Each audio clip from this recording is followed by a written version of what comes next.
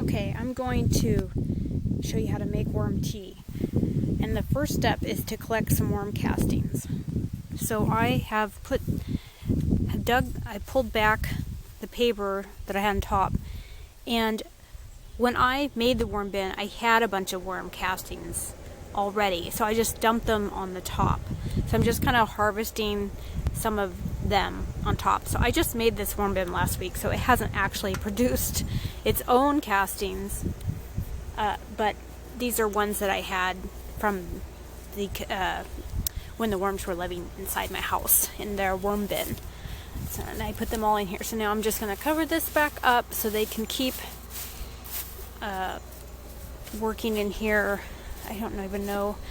I got a bunch of coffee grinds from the church. Oops, there's some worms. I fed them recently. I'm trying to see if I can find. There's where I fed them, but I don't see. There's their food. There's a food source for them. I'm not really seeing a lot of worms. Oh, there's a worm. There's one little worm. Hey, little wormy. Yeah, I think they're down there. Oh yeah, there's some more in there. It's kind of hard to see them.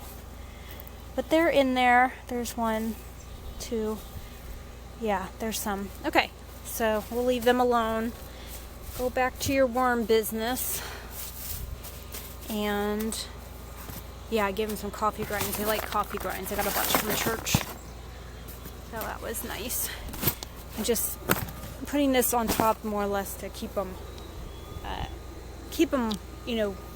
shaded so the doesn't evaporate too much, because you want it to be like a damp sponge in there. You don't want it soaking wet, but you don't want it to be dry out. That would be bad for the worms because they live off microbes, and the microbes need moisture.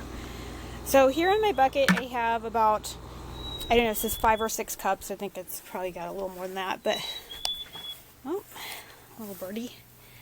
5 or 6 cups of the worm castings. Now we're going to add some unsulfured, I don't know if you can see that, molasses. You put sulfur in, it's going to kill your microbes. And this is just only going to brew overnight, and then you pour it. What I'm going to do is pour it at the base of my plants. 1, 2, 3, I think that's good. Again, maybe a little heavy-handed. And then the plant's going to take it up, and it helps the plant to produce chitinase, which is an enzyme that breaks down chitin in an insect. And if the insects, that's the protective coating on the outside of an insect, usually made of chitin. If they don't have can't put on a protective coating, then, well, they're not going to make it. So, it's kind of a pest, like a natural pesticide, I guess you'd say. It works, supposedly it works really great for aphids. So, I'm mostly going to use it on some leafy vegetables and a lot of the cruciferous vegetables. That's my top priority. But I am going to try to distribute a little bit to each plant. I mean, this is going to be 4 gallons worth of tea. I will strain it. You can put the worm castings in like some kind of large tea bag, but I have these really nice strainers that you, like tea bucket strainer. Professional painters, I guess, use to strain their paint. So it's easier to me just to pour it through the strainer. I will actually take if there's any solid worm castings left, and I'll just put them back in the bin. I might dig a hole and put them down in there, or I might actually put them in my other compost bin. Now I'm adding 4 gallons of water, and then I'm going to add a bubbler. Maybe I'll do that right now. This is just a, if you have a fish tank and aquarium bubbler. I have it hooked up, the screwdriver's on there just for a weight.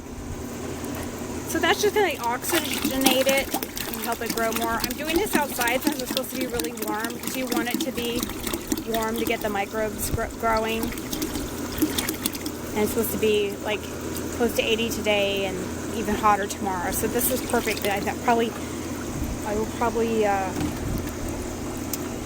put going to say, I will harvest it tomorrow evening, and I will go around and just, I will literally like probably put it back in these gallon jugs, and I'll just put a little bit at the base of each plant in my garden.